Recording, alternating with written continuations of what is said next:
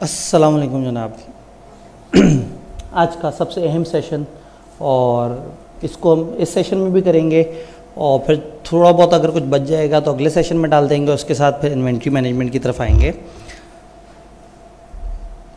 अगर बाकी सारी चीज़ें सिलेबस फलाना साइड पे भी रख देना तो मैं मानता हूँ कॉस्ट में 4 मेन टॉपिक्स हैं। अगर मैं इग्नोर कर दूं क्या कि अपने छोटे एरिया की वेटेज अचानक से बढ़ा दी या क्या किया, अगर कोई भी एट एनी गिवन टाइम पूछे तो मैं कहूँ टेक्निकली 4 टॉपिक्स हैं: decision making, break even, process और वेरिएंस। बाकी सब इनके सपोर्ट टॉपिक्स हैं।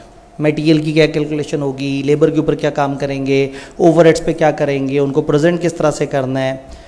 अभी नई स्कीम नए सिलेबस की वजह से कुछ गरीब टॉपिक्स को फ़ायदा हो गया, जैसे मार्जिनल एब्जॉर्प्शन थोड़ा ज़्यादा सामने आ गया। वो बेचारा पहले बड़ा गुमनाम सा होता था। लेबर बिल्कुल ही नहीं पूछता था कोई, वो भी थोड़ा सा बेहतर हो गया। ओवरहेड पहले भी रीज़नेबल उनकी वो तवज्जो होती थी, अभी भी है। तो decision making is the core. Normally अगर ये पेपर खाली कॉस्ट अकाउंटिंग होता तो फिर हम ये बात ना करते। इसका नाम कॉस्ट एंड मैनेजमेंट अकाउंटिंग है। तो decision making is the main thing जो कि इस पेपर में हमें समझनी होगी। डिसीजन मेकिंग की सबसे अच्छी बात यह है कि इसमें फिक्स ओवरहेड्स के मसले नहीं है। जो सबसे बड़ी मुस्कुराहट चेहरे पे आ जाती है वो यही है कि इसमें फ़िक्स ओवरहेड के मसलों मसाइल नहीं है। डिसीजन मेकिंग बेसिकली है क्या?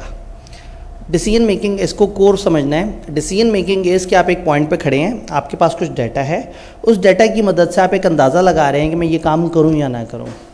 प्रॉब्लम ये होता है कि जो ट्रेडिशनल कॉस्टिंग का सिस्टम है ना, वो हमारे बहुत सारे डिसीजंस की राह में रुकावट बन जाता है। मैंने कहा एक बिल्डिंग है, उसका किराया दिया जा रहा है। एक बिल्डिंग है जहाँ पे एसी पंखे चल रहे हैं, और इनको किसी ने कहा मुझे 10 कुर्सियाँ बना दो। याद है, हमने एग्जांपल देखी थी। और इन्होंने देखा कि 10 कुर्सियाँ बनाने की कॉस्ट हमारी है फ़र्ज़ करें 100 रुपया, और वो बंदा कह रहा है मैं आपको 130 रुपये दूँगा। तो गेम समझ आ रही है कि कुर्सी पे जितनी लकड़ी लग रही है, लेबर लग रही है, जो डायरेक्ट खर्चे लग रहे हैं कुर्सी पे, वो 100 रुपये के हैं और कुर्सी 130 रुपये की है। अचानक से कि एब्जॉर्प्शन कॉस्टिंग वाला अकाउंटेंट बीच में छलांग मारता है, कहता लगता है आपने पर यूनिट ये नहीं देखा कि ओवरहेड्स कितने लग रहे हैं। उस जगह जी पर लेबर आर हमारा मानना है कि इतने ओवरहेड होते हैं, और इस पर जितना लेबर काम कर रहा है अगर मैं ओवरहेड को स्प्रेड करूँ तो 40 रुपये के ओवरहेड्स हैं। इस बिल्डिंग का किराया और बिजली और गैस और ये सारा कुछ डाल के आपकी कुर्सी 140 रुपये की कॉस्ट कर रही है। आप कैसे बेच सकते हो 130 की? हम मायूस हो जाएंगे, शर्मिंदा हो जाएंगे और गलत फैसला कर बैठेंगे। हमें एक दफ़ा ज़रा रुक के सोचना चाहिए कि 1 मिनट, अगर ये कुर्सियाँ यहाँ ना होती तो क्या रेंट हम नहीं दे रहे थे? दे रहे थे। क्या बिजली नहीं दे रहे थे? दे रहे थे। हाँ, ये कुर्सियाँ यहाँ रखी, एक मुलाजिम अलग से रखा जो उसको साफ़ करके जाता है, वो शायद मेरे लिए रेलेवेंट है। शायद वो खर्चा मैं अपने ज़िम्मे लूँ कि हाँ भाई ये मेरी इन कुर्सियों के प्रोजेक्ट की वजह से हुआ है।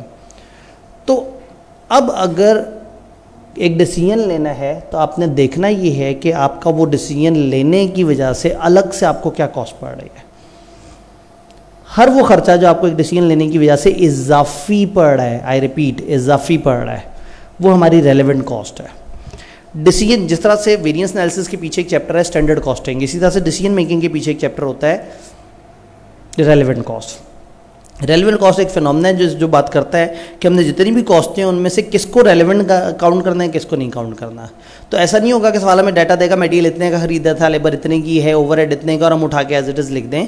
हम उस सब की रेलेवेंट कॉस्ट देखेंगे। तो यहाँ एक नया फिनोमेना हमारा ऐड हो जाता है विच इज़ रेलेवेंट कॉस्ट, और हम हर चीज़ को काउंट नहीं कर रहे होते हैं। रेलेवेंट कॉस्ट क्या है? अगर हम किताब की ज़बान में बात करें तो रेलेवेंट कॉस्ट कोई भी एक्स्ट्रा या इंक्रीमेंटल या एडिशनल या डायरेक्टली लिंक कॉस्ट है।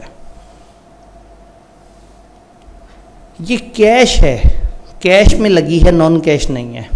ये फ्यूचर की कॉस्ट है, पास्ट की कॉस्ट नहीं है कि वो काम हो गया था, वो नहीं।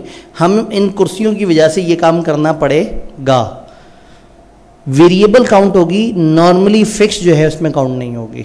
एलोकेशन नहीं काउंट होगी, कितने एब्जॉर्ब हो गए, इतने एलोकेटेड थे, एक्चुअल काउंट होगी। इनडायरेक्ट नहीं काउंट होगी, डायरेक्ट काउंट होगी। इसका मतलब है चंद वर्ड्स को हम यहाँ पे क्रॉस कर देंगे। कुछ चीज़ें रेलेवेंट है, कुछ चीज़ें रेलेवेंट नहीं है।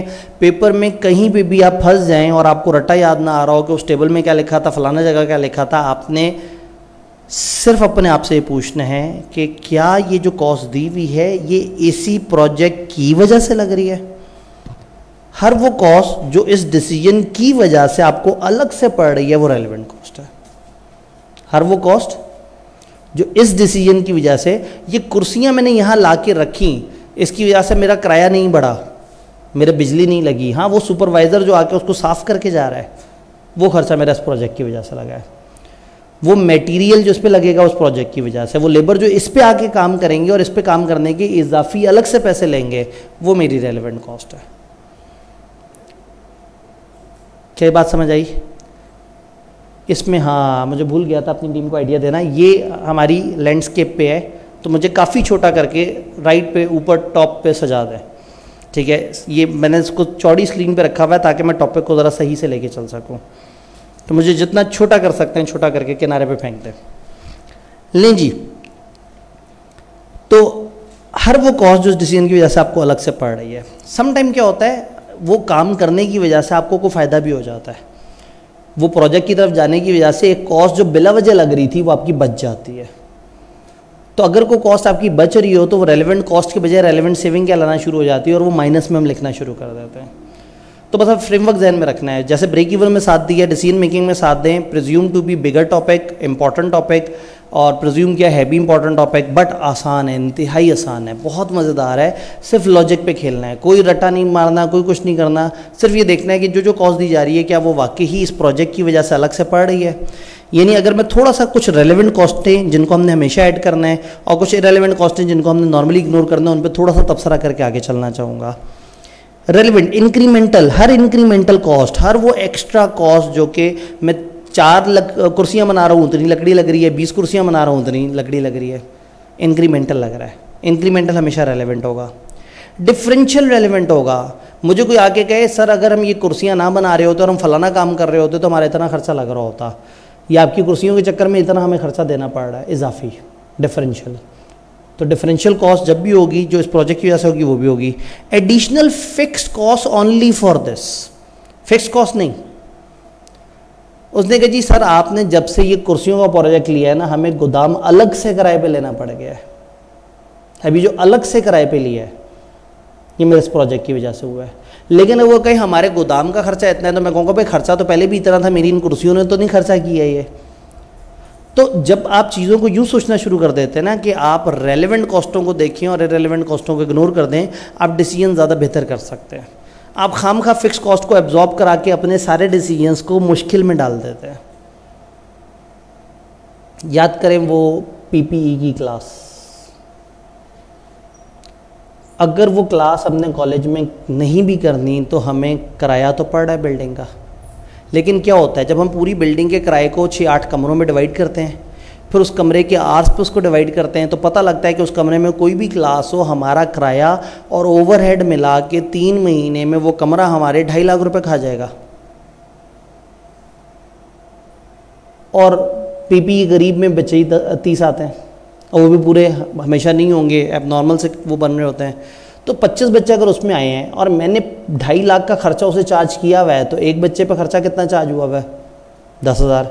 अब अगर मैंने टीचर को भी पैसे दे दिए तो पीपी तो लॉस में जाएगा, प्रेजेंटेशन का कोर्स, और फिर मैं वो नहीं शुरू करूँगा। एब्जॉर्प्शन कॉस्टिंग के प्रिंसिपल तो मुझे बता रहे हैं कि पागल हो गए हो, डूब जाओगे, लॉस में चले जाओगे। फिर मैं सोचूं कि ठीक है भाई बिजली इजाफी लगेगी लेकिन किराया तो इजाफी नहीं लगेगा। हाँ ये देखना होगा कि अगर उस कमरे में मैं कुछ और शुरू करके उससे बहुत ज़्यादा कमा सकता था तो फिर एक अपॉर्चुनिटी कॉस्ट वाली बातें होंगी, वो अभी हम इधर बात करते हैं। एडिशनल फिक्स कॉस्ट जो सिर्फ उस डिसीजन की वजह से लग रही है वो, और सम टाइम अपॉर्चुनिटी कॉस्ट जहाँ लिमिटेशन होती है रिसोर्सेज की। जैसे मैंने कहा उस कमरे में अगर पीपीई नहीं हो रहा तो फिर क्या होगा जी, फलाना सब्जेक्ट हो सकता था। अच्छा फलाना सब्जेक्ट से हमें कितनी बचत आ सकती थी? अगर पीपी से उतनी बचत नहीं आ रही तो फिर बेहतर है कि पीपी ना करें, हम वो वाला काम करें। लेकिन पीपी देना ज़रूरी है जी, रिक्वायरमेंट है फ़र्ज़ करें ICAP की, तो फिर अब मैं जो अपॉर्चुनिटी कॉस्ट फॉरगो हुई है मैं उसको काउंट करूँगा कि हाँ भाई इस पीपी ने मेरा वो नुकसान करा दिया। पता नहीं आप समझ रहे हैं या नहीं। अपॉर्चुनिटी कॉस्ट इज़ ये काम करने की वजह से मैं क्या नहीं कर पाया, इस काम पे अपनी लेबर को लगाने से लेबर क्या नहीं कर पाई। मैं जो है वो सीए फाइनल पढ़ा रहा हूँ और अचानक से कॉलेज वाले कहें जी आपने केएफ का एक बैच देना है शाम के वक्त। मैं कहा भाई शाम में तो सीए फाइनल चल रहा है।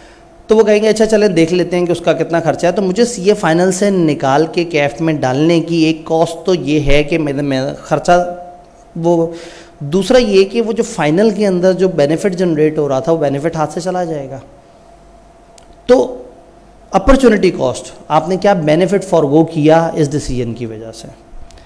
देन कुछ चीज़ें इनरेलेवेंट है, संक कॉस्ट, पास्ट कॉस्ट। आप जो है वो सोच रहे हैं कि एक फलाना प्रोजेक्ट हमें मिल जाए, प्रोजेक्ट ऐसा है कि आपको 3 करोड़ का फ़ायदा हो सकता है। आपने क्या किया, 5 लाख की फिजिबिलिटी बनवाई, एक प्रेजेंटेशन दी, फलाना फलाना को 8-10 लाख रुपए उस पर खर्चा कर दिया और बड़े एक्साइटेड बैठे हैं अल्लाह करे हमें प्रोजेक्ट मिल जाए। अच्छा, जब प्रोजेक्ट की कॉस्टिंग करने लगे तो आपने कहा जरा मैं सारी खर्चे लगा लूँ रेलिवेंट, आपने उठा के वो जो फिजिबिलिटी हो वो सारी कराई थी वो भी बीच में डाल दी। फ़र्ज़ करें आपको प्रोजेक्ट ना मिले, क्या वो जो फिजिबिलिटी के पैसे वापस आपको मिल जाएंगे? वो लग गए, वो डूब गए, संक, डूब गए। जो डूब गई कॉस्ट वो इररिलेवेंट है। अब मैं उस डूबे हुए पैसों के चक्कर में उस 5 लाख की फिजिबिलिटी के पैसे बचाने के चक्कर में लॉस कर लूँ इस प्रोजेक्ट में। बहुत सारे लोग ज़िंदगी में नहीं समझते। सर मुझे आवाज़ारी हो रही है, मेरे से सीए नहीं हो रहा, बहुत टेंशन है। मैंने कहा छोड़ दो, इतनी अगर परेशान हो, अजियत में हो, देखो ज़िंदगी में और क्या क्या कुछ है। सर कैसे छोड़ दूँ, 2 साल लग चुके हैं इस पर, 2 साल इस पर लग चुके हैं। मैं कहा तो फिर पूछ क्यों रहे हो कि छोड़ूं या नहीं? पूछने आए हो तो इसका मतलब है कि अगर मैं कह दूं कि छोड़ दो या मैं कहूं चलते रहो, तो वो 2 साल तुम्हारी ज़िंदगी में क्या ऐड कर रहे हैं? कुछ भी नहीं। 2 साल गुजर गए, पेपर पास नहीं हुए, अब डिसीजन लेना है कि मैं सीए छोड़ूं या सीए चलाता रहूं। तो ये सोचें कि 2 साल चूंकि लग चुके हैं तो सीए करता रहूं, तो ये डिसीजन यहीं से पैथेटिक हो जाता है, क्योंकि आप संक कॉस्ट को उठा के सोचना शुरू कर देते हैं। जो गुजर गया वो गुजर गया, वो अनडूएबल है, कुछ नहीं कर सकते उसका। हमेशा फ्यूचर प्रोस्पेक्टिव देखें। अच्छा आज मैं खड़ा हूँ, मेरे पास बैचलर्स की ऑप्शन है, मेरे पास एक हुनर की ऑप्शन है, मेरे पास फलाना ऑप्शन है, मेरे पास मुल्क से बाहर जाने की ऑप्शन है, मैं बाहर जाके हल्का फुल्का कोई हल्की फुल्की क्वालिफिकेशन कर सकता हूँ, नौकरी कर सकता हूँ, मैं घर वालों को संभाल सकता हूँ। ये सारी सोच ख़राब हो जाएगी जब सोचूंगा कि सीए में 2 साल लग चुके हैं। वो 2 साल लग नहीं चुके, वो ख़त्म हो गए। मैं पिछला ही जुमला रिपीट नहीं करना चाह रहा था। तो वो ख़त्म हो चुके हुए, अब उनका कोई फ़ायदा नहीं उसको देखने का। तो जब तक संक कॉस्ट को देखते रहेंगे ना, तब तक गलत डिसीजन होता रहेगा। आज बैठ के देखना है कि मैं ज़ीरो पे खड़ा हुआ हूँ, पता नहीं मैंने क्या किया पिछले 2 साल। आज सोचना है कि मुझे सीए जैसी चीज़ को कंटिन्यू करना है, या मुझे एसीसीए में जाना है, या मुझे आईसीएमए में जाना है, या मुझे नौकरी शुरू कर देनी है, या मैंने ट्यूशन्स पढ़ाना शुरू कर देनी है, या मैं बैचलर्स कर लूँ, या मैं ये काम कर लूँ या वो काम कर लूँ। संक कॉस्ट हमेशा इररिलेवेंट होगी। जब आप माजी को हमेशा सोचेंगे ना अपने मुस्तकबिल के फैसलों में, तो माजी आपके मुस्तकबिल को खा जाएगा। बहुत सारे लोग अपने माजी की वजह से अपना मुस्तकबिल ख़राब करते हैं और हाल तो तबाह हुआ हुआ ही होता है। तो इसलिए past is past, sunk cost irrelevant है। अगर एक प्रोजेक्ट पे आपने कुछ खर्चा किया, प्रोजेक्ट मिले या ना मिले, वो खर्चा हो चुका हुआ है। अब उस खर्चे को याद कर करके अपनी रेलेवेंट कॉस्ट में डालेंगे तो फिर दुखी होगा। पता नहीं मैं बिटवीन द लाइंस आपको बहुत सारी तबलीगें भी कर गया, अल्लाह खैर करे। अनअवॉइडेबल कॉस्ट,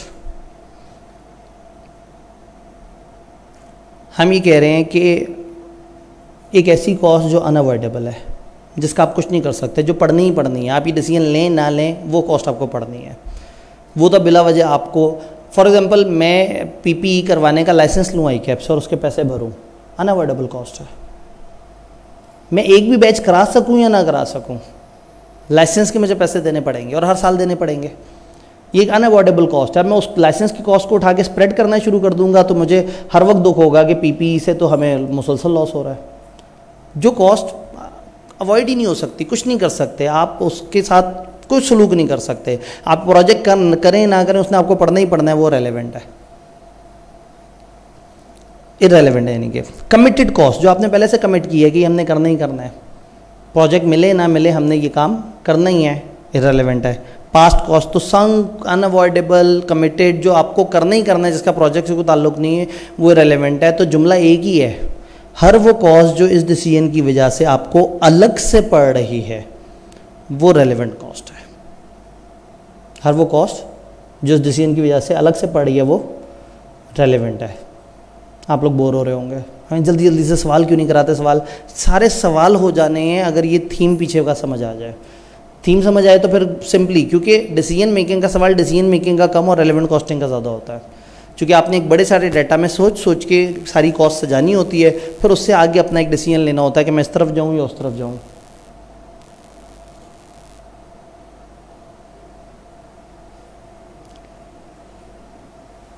लें जी, हमारी सामने वाली स्क्रीन हमें दागे मुफारकत दे चुकी है।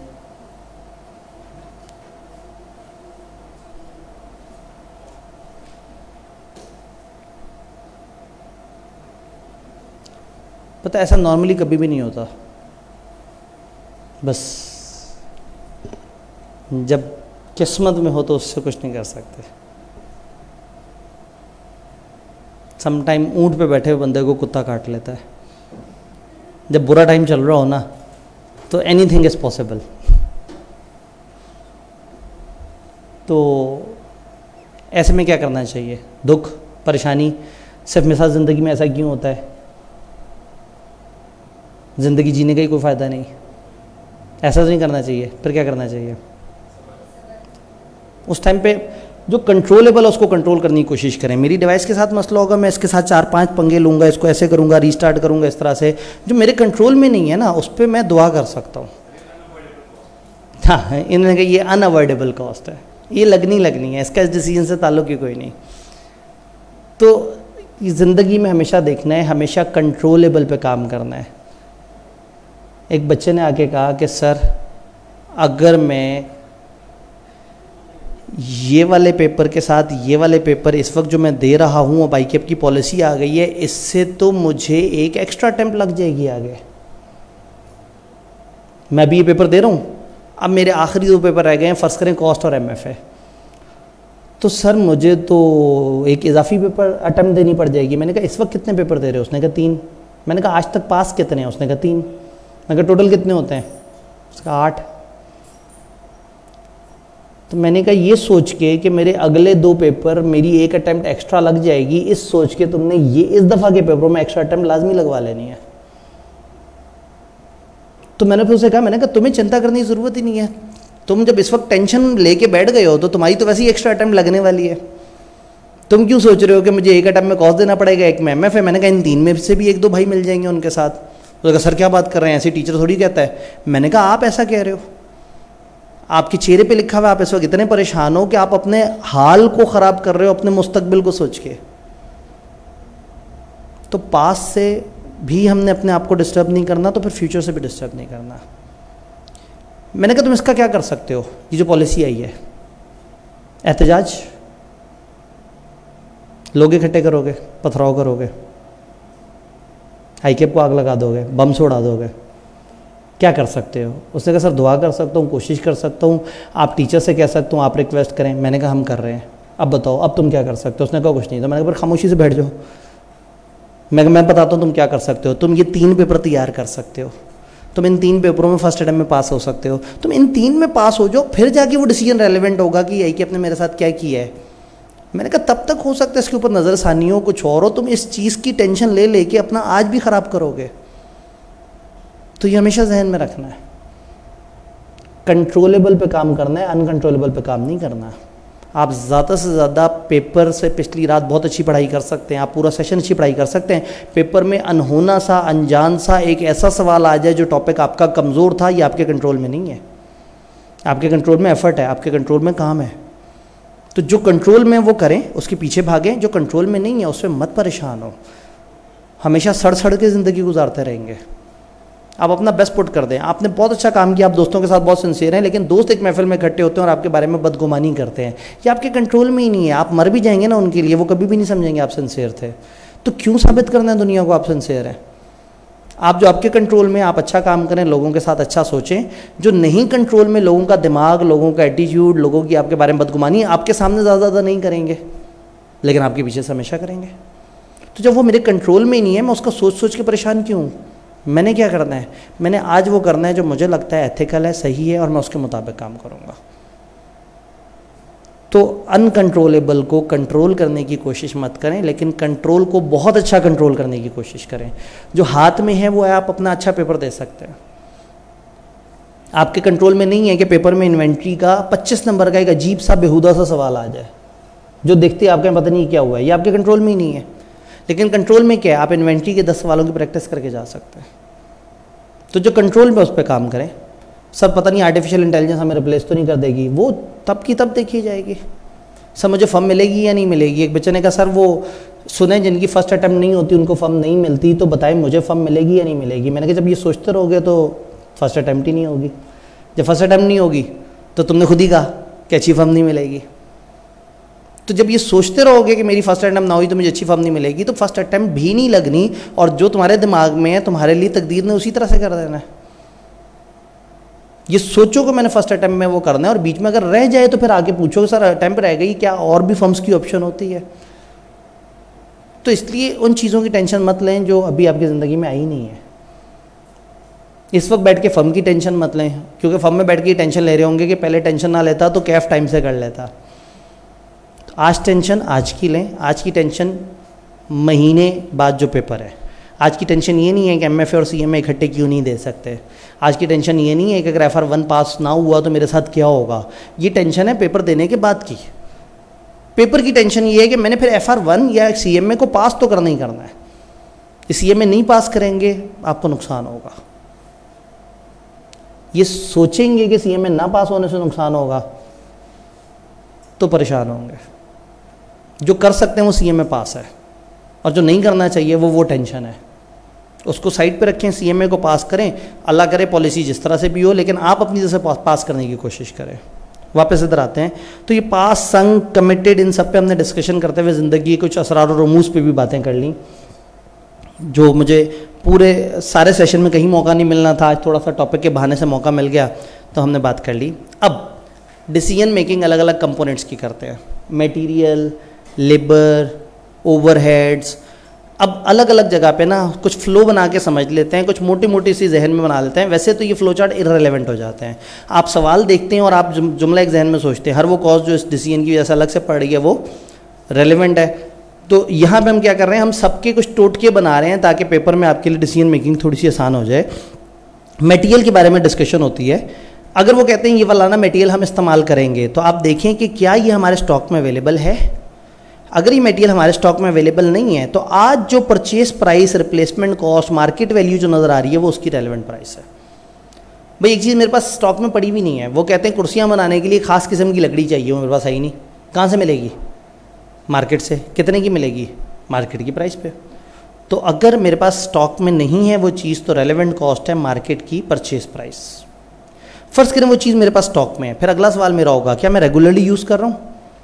भाई स्टॉक में मेरे पास 200 चीज़ें पड़ी हुई हैं, मैंने कहा अरे वाह मज़े लग गए, मैं इसमें से 120 इस्तेमाल कर लूँ, और मैं तो कितने सस्ते में ख़रीदा था स्टॉक। मैं 120 उठा के इधर कुर्सियों पे इस्तेमाल कर दूँ तो वो जो उधर इस्तेमाल हो रहा है वहाँ 120 शॉर्ट हो जाएगा, मार्केट से ख़रीदना पड़ेगा। कितने का? मार्केट की प्राइस पे। तो अगर स्टॉक में है और रेगुलर यूज़ आइटम है तो भी आपकी जो रेलेवेंट कॉस्ट है वो रिप्लेसमेंट कॉस्ट है। इस वक्त मार्केट में क्या प्राइस चल रही है वो आपकी बात समझ आ रही है। तो एक चीज़ स्टॉक में है ही नहीं तो भी मार्केट वैल्यू उसकी रेलेवेंट कॉस्ट है लेकिन इतनी तेज़ी से इस्तेमाल हो रही है कि आप निकालेंगे तो आपको रिफिल भी करना पड़ेगा, तो भी वो मार्केट की ही प्राइस उसकी रेलेवेंट कॉस्ट है। फर्स्ट करें वो रेगुलर यूज़ आइटम नहीं है। रेगुलर यूज़ आइटम नहीं है इसका मतलब है धड़ाधड़ यूज़ नहीं हो रही, हल्का फुल्का उसका इस्तेमाल है। तो आप देखेंगे कि क्या उसका सिरे से कोई इस्तेमाल है। पता लगा जी हमारे पास कुछ लकड़ी आके रखी हुई थी, पता नहीं कब की रखी हुई है। मैं अक्सर पूछता हूँ इस लकड़ी का इस्तेमाल होने का कुछ नहीं पता। अब कुर्सियाँ बनने आई तो हमें याद आया अरे एक लकड़ी पड़ी हुई है जिसका हमारे पास कोई काम नहीं है। तो मैं देखूंगा कि इस लकड़ी से मैक्सिमम क्या हो सकता है, ये स्क्रैप कितने की हो सकती है, क्या बिक सकती है। पता लगा जी ऐसी लकड़ी है कि बिक भी नहीं सकती, ये तो उठवाने के पैसे देने पड़ेंगे हमें, तो लकड़ी बिक भी नहीं सकती। तो इसका मतलब है कि मैंने वो कुर्सियों में जो लकड़ी इस्तेमाल की उसकी रेलेवेंट कॉस्ट है 0। मेरे पास फालतू पड़ी हुई लकड़ी है, पड़े पड़े ज़ाया हो जाएगी, मैं इसकी कॉस्ट काउंट ही ना करूँ प्रोजेक्ट की कॉस्टिंग में, ताकि मैं प्रॉफिट समेत जो कस्टमर को कीमत बताऊँ वो हंसी खुशी मेरी कुर्सियाँ उठा के ले जाए। तो मेरी मटेरियल की कॉस्ट निल हो जाएगी अगर उस कुर्सी का कोई यूज़ नहीं है और वो बिक भी नहीं सकती। अगर वो बिक सकती है तो best I can get is उसकी स्क्रैप या रिकवरी वैल्यू। तब वो कुर्सी जो स्टॉक में है, रेगुलर यूज़ की आइटम नहीं है और बिक सकती है कुछ छोटी अमाउंट पे, तो उसकी रेलेवेंट कॉस्ट है वो छोटी अमाउंट। क्यों? अगर मैं ये प्रोजेक्ट ना लेके आता तो मैं इन लकड़ी को उठा के मार्केट में सस्ती प्राइस पे बेचता, उतने पैसे ले लेता। इस प्रोजेक्ट की वजह से मैंने उसे नहीं बेचा। जब नहीं बेचा तो इस प्रोजेक्ट को उसकी कितनी कॉस्ट आनी चाहिए? उसकी स्क्रैप या रिकवरी वैल्यू। और अगर उसका कोई और रेगुलर यूज आइटम नहीं है लेकिन कोई और हल्का फुल्का यूज़ है कि जी हम इस लकड़ी से फलाना काम कर सकते हैं, वहाँ कि जी लकड़ी पड़ी हुई है इससे हम कैबिनेट बना सकते हैं। मैं कहा अच्छा कैबिनेट कितने की आती है मार्केट से, कैबिनेट की क्या वर्थ है, और जो मैं कुर्सियाँ बना रहा हूँ उनकी क्या वर्थ है। अब डिसीजन ये लूँगा कि उसमें ज़्यादा फ़ायदा है, इसमें ज़्यादा फ़ायदा है। और फिर जब मैं उधर से लकड़ी छुड़वा के इधर लगवा रहा हूँ तो अब मेरी कॉस्ट है वो कैबिनेट की अपॉर्चुनिटी कॉस्ट। वो जो मुझे बचत वहाँ होती वो बचत अब मेरी रेलेवेंट कॉस्ट बन जाएगी। क्या ये फ्लो समझ आ रहा है? ठीक है। और अगेन पेपर में इतना फ्लो चार्ट सोचने की ज़रूरत नहीं है, ये सिर्फ एक आध दफ़ा सोचने के लिए, बाकी हर सवाल में ऑन द स्पॉट आप डिसीजन ले रहे होते हैं। लेबर, वक्त कम था रात, तो मैंने फिर बोर्ड की एक गंदी सी डायग्राम उठा के एक जगह से कट पेस्ट करके आपको दे दी। एक वीडियो लेक्चर को ओपन करके जल्दी से उसके अंदर बीच में किसी भी टाइम पे लेबर दो तरह की होती है, टेम्परेरी, परमानेंट। जो टेम्परेरी है वो तो सीधी सीधी गेम है, काम होता है, आप उन्हें बुलाते हैं, उनको पैसे देते हैं, उतने आवर्स काम करते हैं, वो चले जाते हैं। तो नॉर्मली पर आवर इसकी रेलेवेंट कॉस्ट होती है। जब आपने एक प्रोजेक्ट पे बाहर से कुछ अरसे के लिए लेबर बुलाया और वापस भेज दिया, तो जितने अरसे के लिए वो लेबर आया, जितने आवर्स काम किया, उतने आवर्स की जो उनकी कॉस्ट है वो आपकी रेलेवेंट कॉस्ट होगी। फर्स्ट करें टेम्परेरी लेबर के साथ आपका कॉन्ट्रैक्ट हुआ है, वो परमानेंट नहीं है लेकिन आपको सर्विसेज देते हैं, आपके पास हैं और मार्केट में अवेलेबल नहीं है। आपने अपने पास कुछ टेम्परेरी वर्कर को बुलाया हुआ और उनसे कह रहे हैं कि आप कैबिनेट बनाओ, फलाना काम करो, फलाना काम करो। मार्केट में टेम्परेरी लेबर ढूंढने गए, आपको नहीं मिली। अगर मिलती तो मार्केट से उठा लाते, मार्केट में है ही नहीं। अच्छा, ये लोग जो अंदर बैठे हुए हैं इनको तो आप खर्चा दे रहे हैं, तो अब इनको खर्चा तो दे रहे हैं लेकिन साथ में आपकी वो कैबिनेट ना बनने से आपको जो नुकसान होगा, तो यहाँ पे डबल रेलेवेंट कॉस्ट हो जाएगी। उस लेबर का खर्चा तो आपको पड़ेगा ही, जाहिर है वो टेम्परेरी है, वो तो आपको देना ही पड़ेगा। प्लस क्या होगा, वो जो और काम कर रहे थे वो काम नहीं कर सकेंगे, वो फिर आपको होगा कि ये मेरी वजह से, इस प्रोजेक्ट की वजह से नुकसान हो गया। तो यहाँ 2 फोल्ड हो जाएगी आपकी रेलेवेंट कॉस्ट, उसकी पर आवर कॉस्ट भी।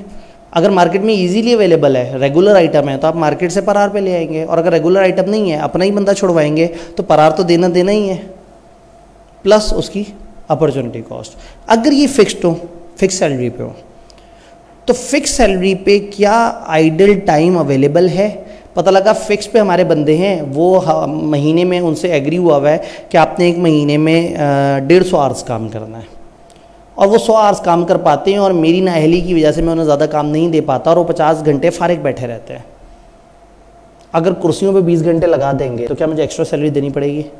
नहीं। तो अगर वो आइडल बैठे हैं तो उनकी कॉस्ट है 0।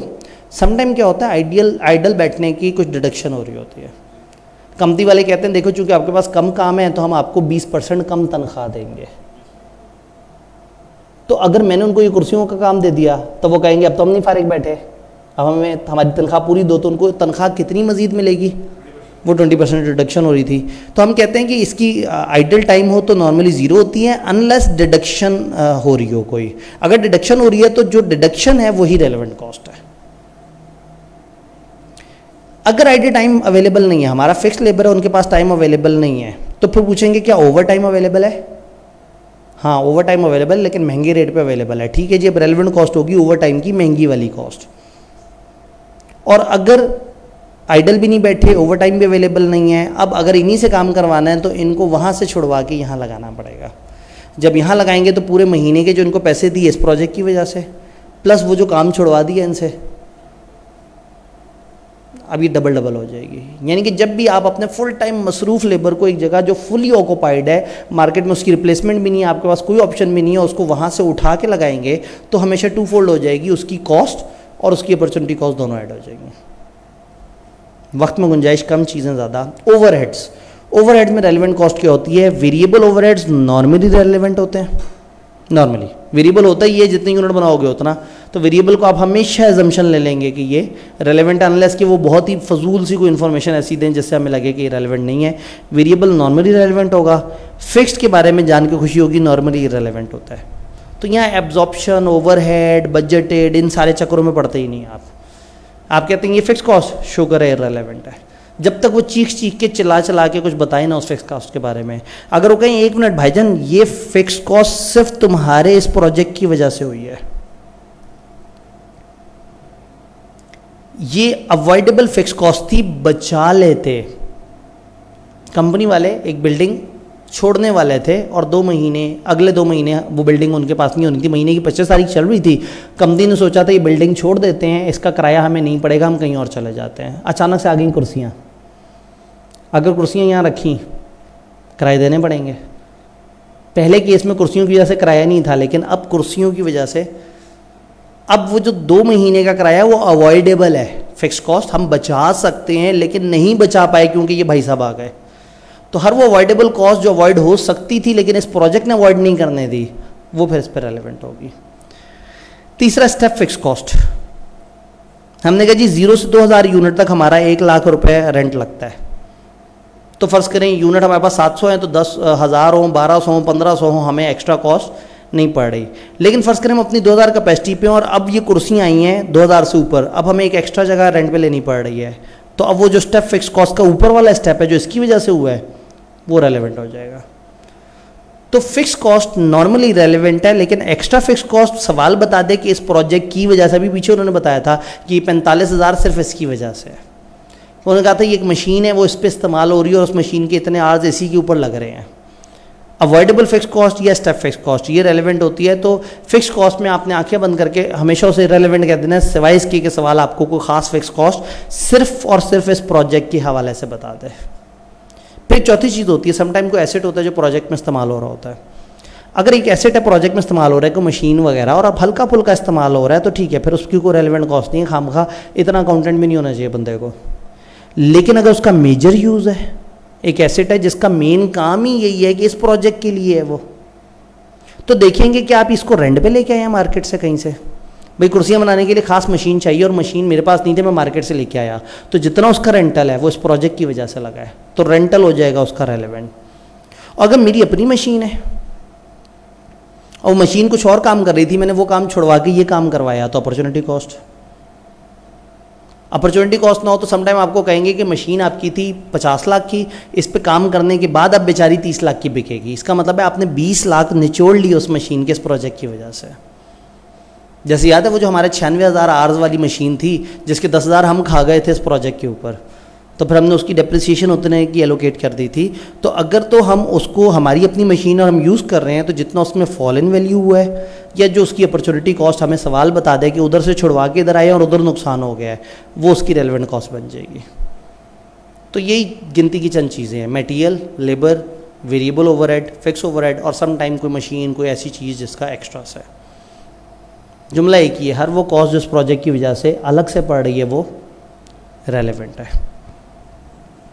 सवाल देखते हैं। फजल इंडस्ट्रीज़ लिमिटेड, अरे वाह, आज आपको नीचे वाली स्टेटमेंट भी नज़र आ रही है, ये हमारा ये वाला पैटर्न कामयाब रहा। फजल इंडस्ट्रीज़ लिमिटेड करंटली निगोशिएट कर रही है कॉन्ट्रैक्ट को कि वो अपनी प्रोडक्ट्स के मार्ट के साथ लेके चले, और के मार्ट ने ऑफ़र कर दी है 1 साल का कॉन्ट्रैक्ट। उन्होंने कहा आप हमें 19 मिलियन में हमें ये चीज़ दे दें। मार्ट वाले आपको कह रहे हैं कि भाई मुझे 19 मिलियन में ये चीज़ दे दो। अब मैंने देखना है कि वो चीज़ उन्हें देना फ़ायदेमंद है या नहीं। अगर मेरी रेलेवेंट कॉस्ट 19 मिलियन से नीचे है तो दे देना चाहिए। एक अकाउंटेंट बैठा हुआ था, वो बहुत ज़्यादा एब्जॉर्प्शन कॉस्टिंग का फ़ैन था, उसने कुछ हिसाब किताब लगाए और कॉस्ट बना दी 20 मिलियन की। कॉस्ट अकाउंटेंट जो था उसने कहा भाई ऑफर प्राइस कम है और देखें 20.7 मिलियन तो हमारा खर्चा है। मैनेजमेंट आपके पास आई है क्योंकि आपने आब्दी साहब से पढ़ा हुआ था। उन्होंने कहा जी आप जो है ना ज़रा और तरह से सोच के बताएं, ये रट्टे वाला तो फारिग हो गया है यहाँ पे, आप ज़रा लॉजिकल तरीके से सोचें कि क्या ये इतनी कॉस्ट बनती है या इसमें कोई और प्लस माइनस हो सकता है। आपने कहा हाँ, डिसीजन मेकिंग में सर ने कहा था कि ट्रेडिशनल सिस्टम सारे साइड पे हो जाएंगे, हम सोचेंगे वो कॉस्ट जो अलग से पड़ रही है या वो फ्लो चार्ट जो जहन में है ही नहीं। ठीक है जी, ये कॉस्टें दी हुई हैं, इन्होंने इतने सारे लाइन आइटम दिए हैं और तकरीबन हर आइटम के बारे में हल्की हल्की सी डिस्कशन की है। वो कहते हैं मटेरियल एक्स अवेलेबल है स्टॉक में, बड़े अरसे से इस्तेमाल नहीं हुआ क्योंकि मार्केट में एक सब्स्टिट्यूट अवेलेबल है जो 20% लेस पे कॉस्ट करता है। हमारे पास मटेरियल पड़ा हुआ है, इस्तेमाल की चीज़ है लेकिन हमने इस्तेमाल नहीं किया हुआ, और मार्केट में ये कितने का मिल रहा है। तो अगर हम इसको इस्तेमाल कर लेंगे तो हमें इधर रीफिल करना होगा। उन्होंने ये नहीं कहा इसका इस्तेमाल ही नहीं है, उन्होंने कहा ये इस्तेमाल हुआ नहीं है, तो इसकी फिर रेलेवेंट कॉस्ट क्या होनी चाहिए? 1.5 मिलियन। 1.5 मिलियन पे सोचेंगे हमेशा दुख होगा क्योंकि ये तो मार्केट में 1.2 मिलियन का मिल रहा है। तो मैं कैसे इसकी बेस पे कैलकुलेशन कर लूँ? हमने जनाब इसको कम पे मैयर कर लिया। सामने सोल्यूशन भी वो कर लेते हैं ताकि साथ साथ लाइन बाय लाइन रेफर कर सकें, वक्त कम है। 1.5 मिलियन को हमने 1.2 मिलियन के साथ वो कर लिया। फिर आई वाई की बात, उन्होंने कहा why was order for another contract but is no longer required. किसी और कॉन्ट्रैक्ट के लिए आया था लेकिन अब वाई बेचारा चाहिए ही नहीं, ज़रूरत ही नहीं उसकी। भाई ज़रूरत नहीं है तो बेच दो। तो उन्होंने कहा एक मिनट रुक जाओ, देखते हैं। It's NRV is 1.47 million. ये इस वक्त भी बिकेगा ना, 1.47 मिलियन का बिकेगा। और मार्केट में वो हिस्टोरिकल कॉस्ट क्या है? वाई खरीदा कितने का था? 1350 का खरीदा, 1350 का था। इस वक्त कितने का बेच सकते हैं? तो इस वक्त अगर मैं ये प्रोजेक्ट में इस्तेमाल ना करता तो बेस्ट यूज़ क्या होता? मैं मार्केट में बेच देता। तो इसका मतलब अगर मैं ऐसे प्रोजेक्ट में इस्तेमाल कर रहा हूँ तो इसकी अपॉर्चुनिटी कॉस्ट, इसकी NRV, इसकी रियलाइजेबल वर्थ के, हाँ तो ये 1470 इसकी वर्थ है। इस दफ़ा तो हमने और ख़र्चा बढ़ा दिया, अजीब आदमी हम। जी वो कहते हैं material G is not in stock. जब स्टॉक में है ही नहीं तो फिर मार्केट से खरीदना होगा। मार्केट में कितने का है? 2250 का, 2250 लगा लिया। अच्छा जी, फिर वो बताते हैं स्किल्ड और अनस्किल्ड लेबर के बारे में। स्किल्ड लेबर, यहाँ स्किल्ड लेबर लिखी हुई है और अनस्किल्ड भी लिखी हुई है। इसका मतलब है अकाउंटेंट ने सोचा कि स्किल्ड बंदा भी काम करेगा इस पर और अनस्किल्ड भी काम करे, और दोनों के उसने खर्चे उठा के लिख दिए। इन्होंने कहा कि अनस्किल्ड लेबर तो हमें हायर करनी पड़ेगी इस कॉन्ट्रैक्ट के लिए। जो स्किल्ड लेबर है ये कुछ और कॉन्ट्रैक्ट्स पे काम कर सकती है जो प्रेजेंटली ऑपरेट हो रहे हैं सेमी स्किल्ड लेबर से, who have been hired on temporary basis at a cost of 3,25,000 per month. The company will need to give them a notice of 30 days before terminating their services. हमने कुछ temporary labour को higher किया हुआ है, उसको हमें notice देना पड़ेगा, फिर वो जाएंगे। और नोटिस कितने अरसे का होगा? हम ये कह रहे हैं जो हम स्किल्ड लेबर यहाँ क्लासीफाई कर रहे हैं, हम अनस्किल्ड लेबर से काम चला लेंगे, और ये वाली स्किल्ड लेबर जो है ये हमारे वो अनस्किल्ड वालों का खर्चा बचा सकती है। ये नहीं बताया कि स्किल्ड का खर्चा कितना है। स्किल्ड के आगे अमाउंट तो लिख डाली, लेकिन हमें नहीं पता कि जो स्किल्ड लेबर है इस वक्त उसका पर आवर क्या खर्चा है और इस प्रोजेक्ट में कितना चाहिए, वो कैलकुलेशन नहीं दी।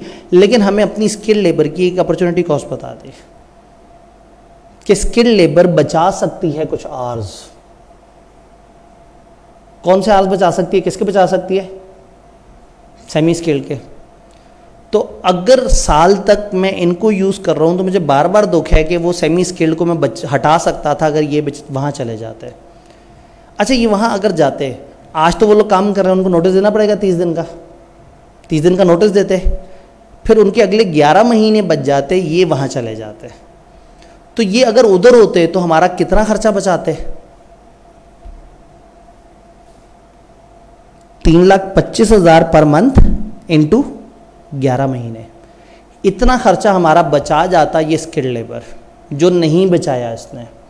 तो इसकी अपॉर्चुनिटी कॉस्ट क्या है? 3,25,000 इंटू 11, इतना खर्चा। अनस्किल्ड तो जो मार्केट का रेट है, उन्होंने कहा अनस्किल्ड तो हमें हायर करना ही करना है। हमने कहा ठीक है जी 2250 है, हम उसको वो कर लेते हैं। लेकिन स्किल्ड जो है इसका हमें पता लगा कि स्किल्ड की कॉस्ट शॉस्ट हमें नहीं पता थी, उस तरह से कोई ब्रेकअप वैल्यू भी नहीं पता थी, परमानेंट है विजिटिंग है क्या है ये नहीं पता था। बस इसकी एक अपॉर्चुनिटी कॉस्ट बता दी कि यहाँ नहीं तो वहाँ और वहाँ ये हमारा 3, 25, 11 महीने तक बचा सकता है। 1 महीना तो हमें ज़ाहिर नोटिस देना होगा, तो वो तो हम अनस्किल्ड से ही काम करवाएंगे। ये बात समझ आई? अनस्किल्ड लेबर हायर करना पड़ेगा, हमने उसकी कॉस्ट वहीं से उठा के लिख दी। सुपरवाइजरी में इन्होंने ये लिखा है 8-10, लेकिन एक्सप्लेन किया है। उन्होंने कहा 2 नए सुपरवाइजर होंगे जो हायर होंगे इस कॉन्ट्रैक्ट के लिए 15,000 पर मंथ पे।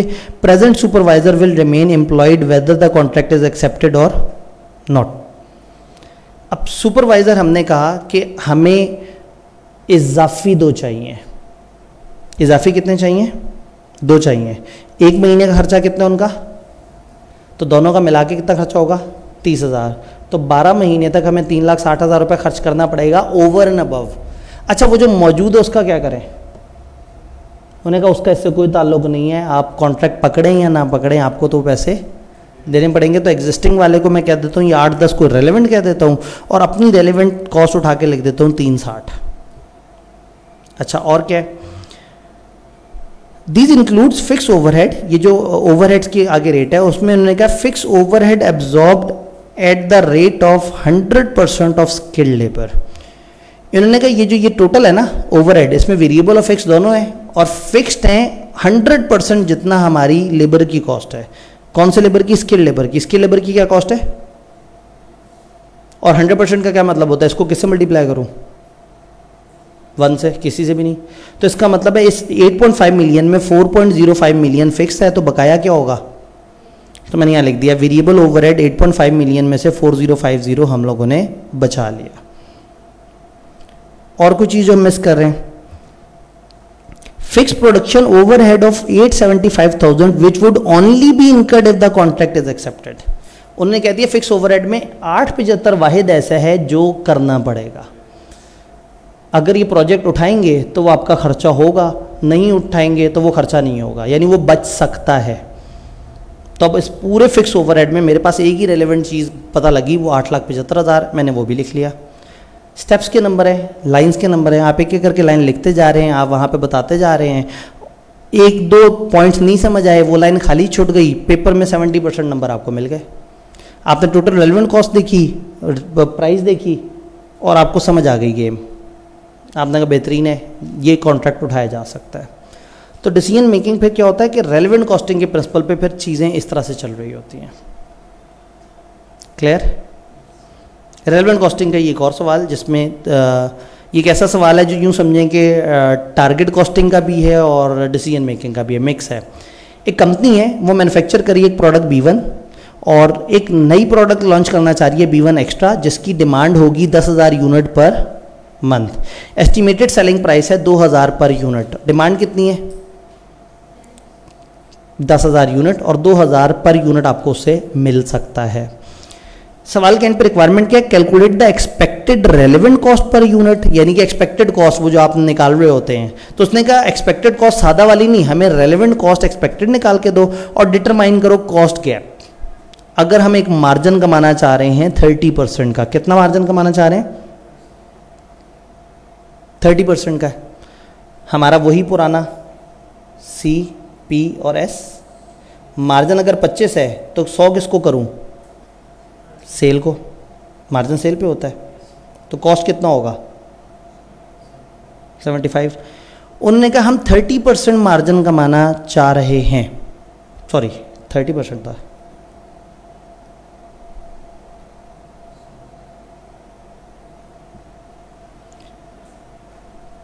हमें रेवेन्यू पता है लेकिन टारगेट कॉस्ट नहीं पता। रेवेन्यू पता है हमें 2,000 इंटू 10,000 20 मिलियन बन जाएगा। ये 20 मिलियन है सेल। इस सेल से अगर मैंने कॉस्ट तक पहुंचना है, जो पता है उससे डिवाइड करें और जहां जाना है उससे मल्टीप्लाई करें। मुझे 20 मिलियन सेल पता है, किससे डिवाइड करूं? 100 से। किससे मल्टीप्लाई करूं? 70 से। जब हम करेंगे तो हमारे पास जवाब आ जाएगा 1.4 मिलियन, सॉरी 14 मिलियन। 20 मिलियन था ना, 2 और वो। मुझे टारगेट कॉस्ट पता लग गई, ये टारगेट कॉस्ट है। और एक्सपेक्टेड कॉस्ट कैसे निकलेगी? सवाल को सॉल्व करके दोनों का जो डिफरेंस होगा वो क्या कहलाएगा? Cost gap. समझ रहे? तो ये डिसीजन मेकिंग का और इसका मिक्स सवाल है। जो रेलेवेंट कॉस्ट के सवाल है मैं उसको भी डिसीजन मेकिंग काउंट करूँ। रेलेवेंट कॉस्ट वो प्रिंसिपल है जो डिसीजन मेकिंग के लिए इस्तेमाल हो रहे हैं, तो मैं 2 को अलग अलग टॉपिक नहीं कंसिडर कर रहा, एक ही टॉपिक कंसिडर कर रहा हूँ। लें जी, अब देखते हैं सवाल में करना ही क्या है। हर लाइन आइटम की इन्फॉर्मेशन दी होती है, जो समझ आते जाए लिखते जाए, जो ना समझ आए छोड़ते जाएं। फिर सवाल को दोबारा पढ़ें, थोड़ी सी और समझ आ जाए लिख जाए, नहीं समझ आए अजम्पशन वाली वैल्यू लिख के उसको सॉल्व करके अगले सवाल पे चल पड़ें। चलते चलते चलते अगर एंड पे टाइम बचा वापस आके सोच लीजिएगा कि जो अमाउंट आपने अज्यूम लिखी थी। स्टेप्स के नंबर हैं, वर्किंग के नंबर हैं, मल्टीप्लिकेशन के नंबर हैं, प्रेजेंट करने के नंबर हैं, लेकिन अक्सर केसेस में टोटल करने के नंबर नहीं है। अक्सर केसेस में मल्टीप्लाई करने के बाद जवाब सही आना इतना ज़रूरी नहीं है, अगर एरर पीछे से रिपीट हो रहा है। एक दफ़ा गलत कटेगा, हर दफ़ा नहीं कटेगा। याद है ना बातें? वापस इधर आते हैं। नहीं जी, अब डिस्कशन क्या है? डिस्कशन ये है, हर यूनिट B1 एक्स्ट्रा का 2 kg मटेरियल X यूज़ करेगा, 1.5 लेबर आर यूज़ करेगा। तो सिंपल सी बात हो गई, X के 2 kg लगेंगे हर यूनिट पे और labour are 1.5। Material X is available in market at 520 per kg, 520 का अवेलेबल भी है। तो एक यूनिट पे कितना लगेगा? 2 kg। तो 520 को 2 से मल्टीप्लाई करूंगा, 1040 रुपये का लगेगा 1 kg पे। अगर मैंने 10,000 kg बनाने हैं तो मैं मल्टीप्लाई करके अंदाज़ा लगा सकता हूँ मेरी मटेरियल की रेलेवेंट कॉस्ट कितनी है। लेकिन कुछ और कह दिया उन्होंने, कहते हैं alternatively instead of material X, RL can use 2.5 kg of substitute material Y which can be produce internally. उन्होंने कहा आप X के बजाय एक दूसरा काम भी कर सकते हैं, Y बना लें, Y वो कर लें जिसको हम खुद ही बना रहे हैं, और Y के ऊपर हर kg पे मटेरियल की कॉस्ट लगेगी 300 और लेबर लगेगा 0.5 लेबर आवर्स। तो अब इसका मतलब है मुझे क्या करना होगा, मुझे पहले ये जो इंटरनल वाला है इसको देखना होगा ये कितने का बन रहा है, फिर देखना होगा मार्केट में कितने का मिल रहा है, दोनों को कंपेयर करूँगा, जो अच्छी ऑप्शन होगी उस तरफ जाऊंगा। तो मटेरियल में तो ये वैरायटी आ गई। लेबर में क्या है, presently 14,000 labour hours remain idle, बहुत अच्छे लोग हैं, 14,000 घंटे कुछ नहीं करते, and are paid at the rate of, कितनी अपनाइयत सी आ रही है इनको देख के ना, कुछ नहीं करते, आइडल, ठीक है। वो ऊपर चैट, व्हाट्सएप, वो कौन सा होता है वो स्नैपचैट और वो इस तरह की चीज़ें जो है ना उसको यूज़ करते रहते होंगे। टाइम इतना तेज़ी से गुजरता है ना उस जोन में, उस डायमेंशन में। एक डायमेंशन होती है जब आप किताब उठा के बैठते हैं, आप 25 मिनट तक कुछ करते रहते हैं, घड़ी देखते हैं तो 3 मिनट हुए होते हैं, फिर आप 2 घंटे तक मेहनत करके थक के कमर सीधी करके घड़ी की तरफ देखते हैं 20 मिनट गुजरे होते हैं। बड़ी स्लो डायमेंशन है। और एक बड़ी फास्ट डायमेंशन है मोबाइल, 5 मिनट की सर्फिंग करते हैं, टाइम देखते हैं 2 घंटे हुए होते हैं। तो ये अजीब ही ना फ्रेमवर्क है, मतलब ये टाइम की डायमेंशन जिसको नहीं समझ आती ना उसको आज के दौर में समझ आ जानी चाहिए कि कुछ जगह टाइम फास्ट ट्रैवल करता है, कुछ जगह टाइम स्लो ट्रैवल करता है।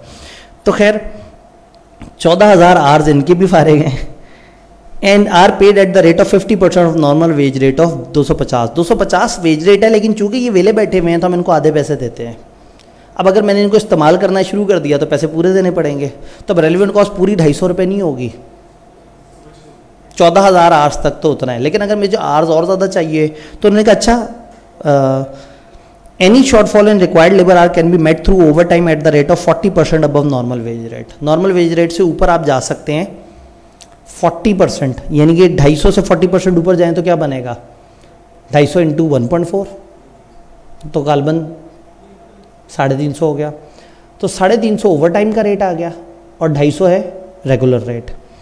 और रेगुलर रेट 14,000 आवर्स तक आपको रेगुलर नहीं पड़ रहा, आपको कितना पड़ रहा है, आधा, क्योंकि वो तो फारिग बैठे हुए हैं, आप उनको 150 4 महीनों का उन्होंने फैक्ट्री ओवरहेड वेरिएबल और फिक्स का रिकॉर्ड दे दिया आपको। जब वो एक साथ बहुत सारे एक्टिविटी लेवल की कॉस्ट और यूनिट्स दे दें तो आपको समझ आ जाती है कि वो हाइलो मेथड से आपसे वेरिएबल और फिक्स अलग अलग करवाना चाह रहे हैं। वेरिएबल फिक्स अलग अलग करके और आप वेरिएबल को इधर रखेंगे, फिक्स को इधर रखेंगे, अलग अलग करके फिर फिक्स आपसे पूछेगा जी आपने इतनी मेहनत की है, मुझे अलग किया है, अब मेरे लिए क्या हुक्म है, आप कहेंगे निकल जाओ, मुझे तो सिर्फ वेरिएबल चाहिए। तो वेरिएबल को पकड़ के इस्तेमाल कर लेंगे। फिक्स के बारे में सवाल ने इन्फॉर्मेशन तो दी कोई नहीं हमें, जब सवाल खामोश है तो हम भी बहुत खामोश हैं, सवाल कह देता तो हम उसको इज्जत दे देते, साइड पे कर देंगे। अब आपने कॉस्ट, इसका मतलब आपकी 3 कंपोनेंट है, मटेरियल, लेबर, ओवरहेड में वेरिएबल और फिक्स्ड है, फिक्स को आपने इग्नोर कर दिया तो वेरिएबल ओवरहेड। कहाँ साइंस है, वेरिएबल ओवरहेड इस वर्किंग से निकलेगा। मटेरियल में ऑप्शन देखनी पड़ेगी कि खुद बनाएं या बाहर से 540 रुपये वाला ले लें, 500 कितना था, 520 वाला। और लेबर में साइंस क्या है, ये देखना होगा आवर्स चाहिए कितने, अवेलेबल कितने। बात समझ रहे हैं? थोड़ा सा इसकी कंप्यूटेशन देखते हैं, वक्त कम है इस हिसाब से ही। ले जी, मटेरियल B1 एक्स्ट्रा की वर्किंग। सबसे पहले सबसे आसान काम करें, variable cost. High low method लगाया हमने और वेरिएबल कॉस्ट पर आर आ गई 220 पर आर। अब जितने भी आर्स मेरे यहाँ पे मुझे चाहिए होंगे मैं उसको 220 से मल्टीप्लाई कर दूंगा, तो मैं वेरिएबल कॉस्ट में आया, ब्रैकेट लगाई, 220 लिख दिया। क्या इसने बताया था सवाल में कि वेरिएबल के आर्स कितने लगते हैं? 0.5 लेबर आर उस केस में लगता है, और वैसे कितना लगता है बताया इन्होंने कुछ? ये B1 एक्स्ट्रा के हर यूनिट पे 2 kg मटेरियल एक्स लगेगा और 1.5 लेबर आर्स लगेंगे। तो 10,000 यूनिट पे कितने लेबर आर्स लगेंगे? 15,000 1.5 के हिसाब से। तो 15,000 आर्स 220 की रेट से, 220 का रेट यहाँ से आया। तो सबसे पहले मैंने क्या किया, मटेरियल लेबर फलाना सारे लाइन आइटम बनाए। पेपर में आइडियली क्या करें, एक लाइन का गैप छोड़ दें, मटेरियल एक लाइन का गैप, लेबर एक लाइन का गैप, वेरिएबल ओवरहेड एक लाइन का गैप, ताकि कल को थोड़ा बहुत खिचड़ी उसमें बीच में पकानी पड़े तो आपको मार्जिन मिला हुआ हो। जो जो पता लगता है उसको जवाब में सजाते रहे, क्योंकि ये बात समझ आ गई है कि स्टेप्स के नंबर है। वेरिएबल कॉस्ट इस तरह से किया। अच्छा, अब मटेरियल के बारे में क्या है? मटेरियल की वो थी कि एक ऑप्शन है कि आप 2 kg को 520 रुपये में मार्केट से 1040 का खरीद लें, दूसरी है कि आप इंटरनली मैन्युफैक्चर करें। फिर एक वर्किंग में जाएंगे और कहेंगे इंटरनली क्या खर्चा लगेगा, मटेरियल पे 2.5 kg लगेगा 300 के रेट से। लेबर की क्या कैलकुलेशन थी? हमने कहा था कि मटेरियल एक्स के बजाय अगर आप वाई यूज़ करेंगे तो हर वाई जो है वो इस्तेमाल होने पे 300 का मटेरियल कॉस्ट करेगा और आधा लेबर आर वो करेगा, कॉस्ट करेगा। कौन? ये जो दूसरा वाला वो है। जब हम दूसरे वाले भाई साहब की तरफ आते हैं तो हम कहते हैं 2.5 आर, वो 2.5 के हिसाब से 0.5 आर जो है ये कंज्यूम कर रहा है लेबर, क्योंकि हमने कहा कि हर उसके ऊपर 2.5 वो लगेंगे और आधा लेबर आर लगेगा। तो अब लेबर आर ये हमें समझ आ गया कि उसके ऊपर हमें जो लेबर आर चाहिए वो कितने हैं और हमारे पास रेट कितना अवेलेबल है। ये 125 रेट कहाँ से आया है? हमने आधा रेट जो निकाला हुआ था। फिर ओवरहेड पे जब आए तो ओवरहेड के आर्स उसी तरह से निकाल के उसको 220 जो यहाँ पे रेट आया था मल्टीप्लाई करके हमें एक फिगर पता लगी 1181। इन दोनों को कंपेयर किया, सस्ती ऑप्शन कौन सी है? 1040। ये 1040 भाई को यहाँ ले गए। ऑप्शन 1 और ऑप्शन 2 दोबारा देखते हैं।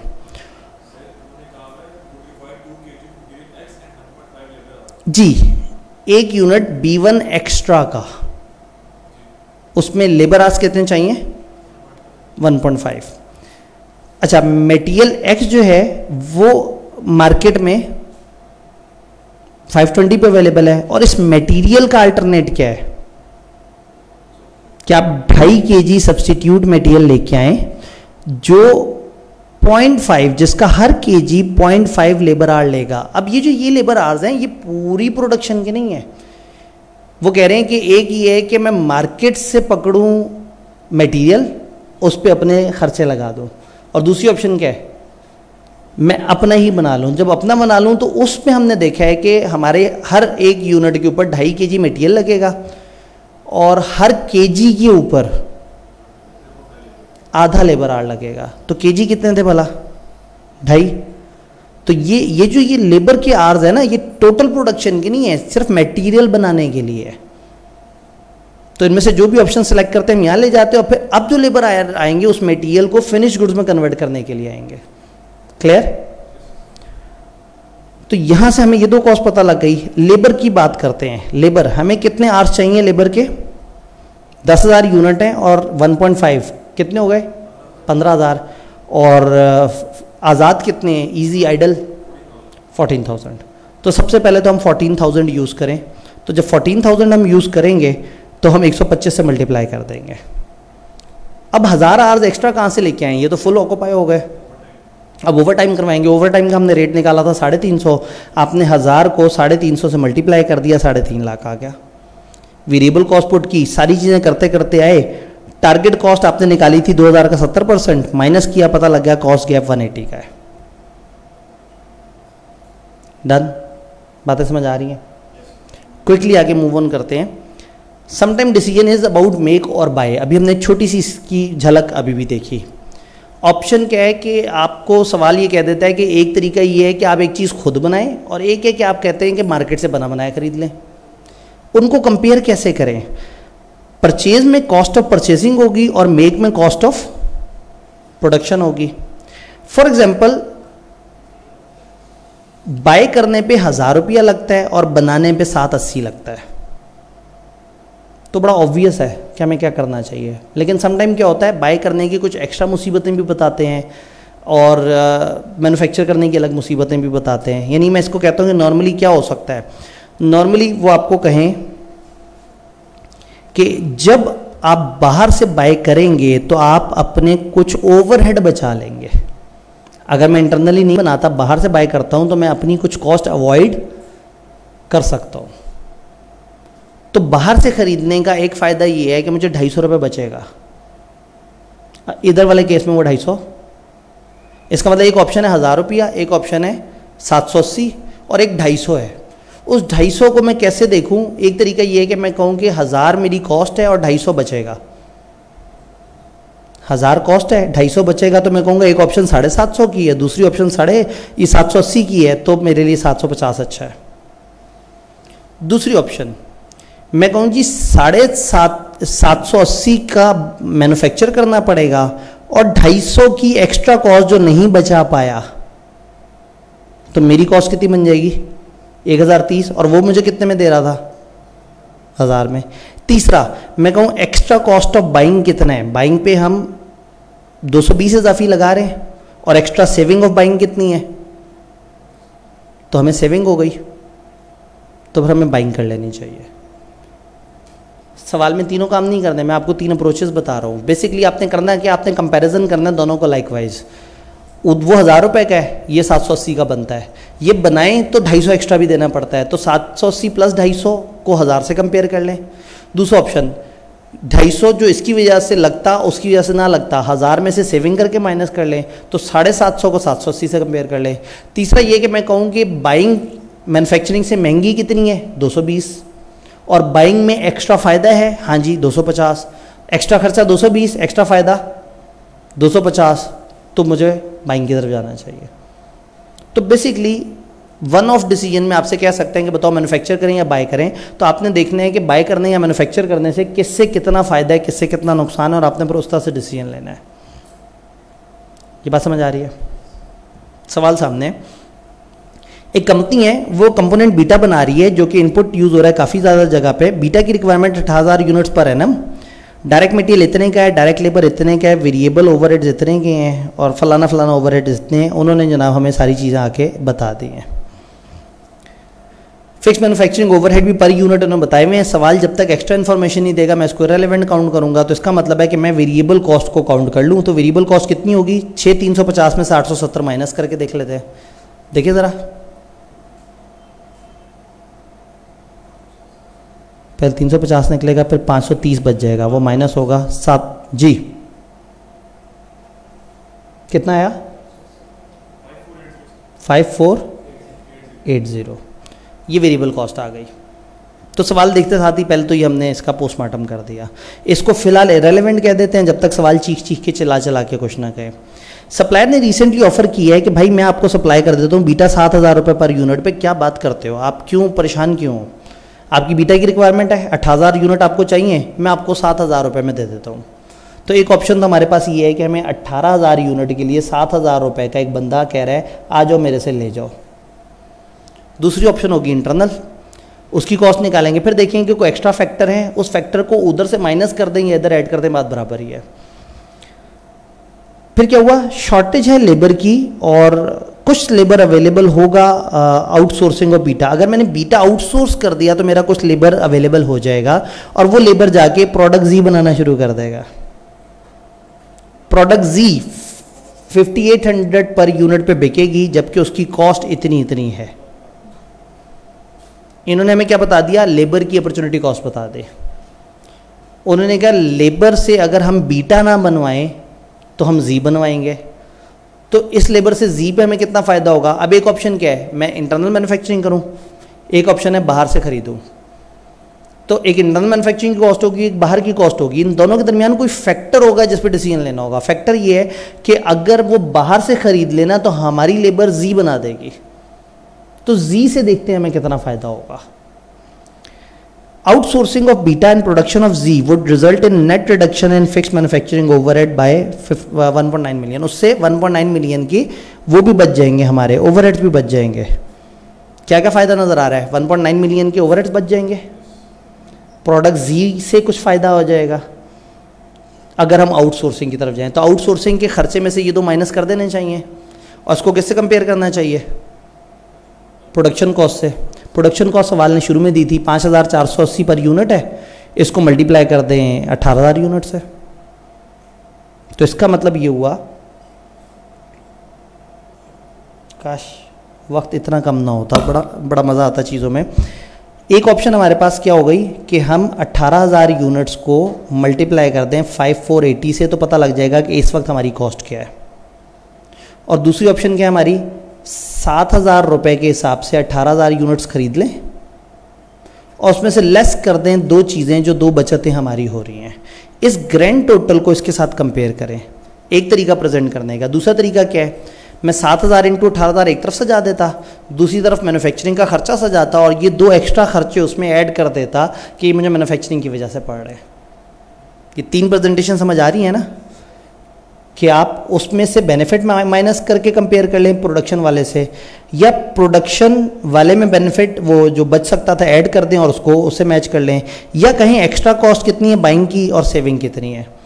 तो तीसरा तरीका क्या हो सकता है? मैं कहूँ कि ये बाइंग की कॉस्ट है, ये मैन्युफैक्चरिंग की कॉस्ट है, दोनों में इजाफी फ़र्क कितना है, और फिर देखूँ कि उस इजाफी फ़र्क के अंदर कोई बेनिफिट्स भी हैं, बेनिफिट डाल के वो प्लस होता है या माइनस होता है। पता नहीं आप पहुँच पा रहे हैं या नहीं, आप लोग पहुँच पा रहे हैं? तो डिसीजन हमारा क्लियर है। ऐसे सवाल में जब आपसे डिसीजन मेकिंग की बात करते हैं ना, अक्सर समझ नहीं आता फॉर्मेट क्या होगा। हम वर्किंग करते करते करते करते दरमियान में एंड पे कहीं आके कहते हैं लो जी मैं हकीकत समझ गया, याद ही नहीं रहता कि हकीकत थी क्या, मतलब करना क्या था। ऊपर से एग्जामिनर भी इतना गुम हो जाता है हमारे सोल्यूशन में। तो जब भी डिसीजन मेकिंग चॉइस का सवाल है कि ये या वो, सबसे ऊपर से ज़्यादा है ये ऑप्शन ये है, ये ऑप्शन ये, और मेरा डिसीजन ये है। अब शुरू में तो आपको पता ही नहीं उनके बारे में, तो शुरू में लिखें relevant cost of buying from outside और खाली छोड़ दें, नहीं तो वर्किंग 1 2 लिख दें कि बाद में मैं उसमें कर दूंगा। Relevant cost of producing internally वो लिख दें, वो सामने सामने हमें दी हुई थी, वो हमने फौरन से निकाल ली। बेटर चॉइस वुड बी और खाली छोड़ दें।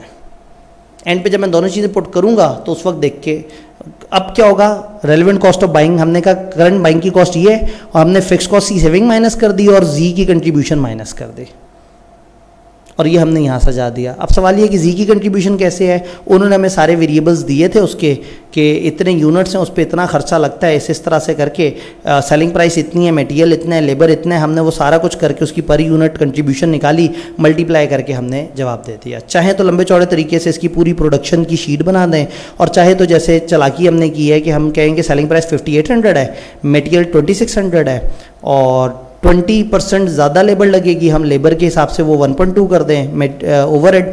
तो हम ये सब अलग अलग हमने कॉस्ट निकाल के कह दिया कि ये 1472 आपकी कंट्रीब्यूशन है, मल्टीप्लाई कर दिया उतने यूनिट से, और हम पहुंच गए वहाँ पे। सवाल ये कि ये यूनिट्स 18000 क्यों नहीं है, 15000 क्यों लिए हमने जी के? कैसा कुछ दिया हुआ था सवाल में?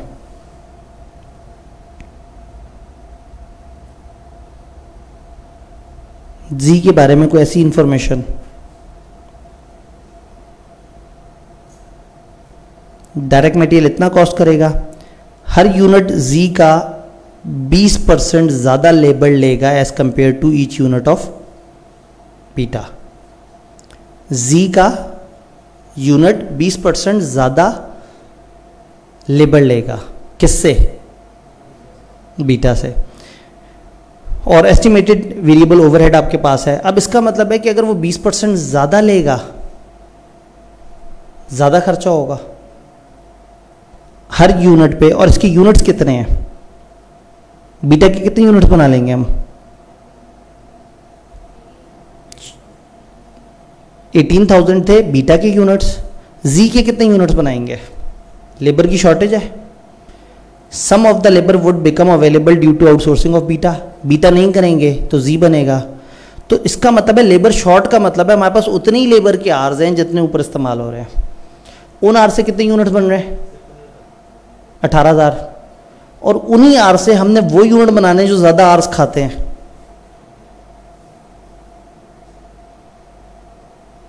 $18,000 यूनिट बनाते फुल, लेकिन अब उनका यूनिट बनाने पे उनको टाइम 1 आवर लग रहा है?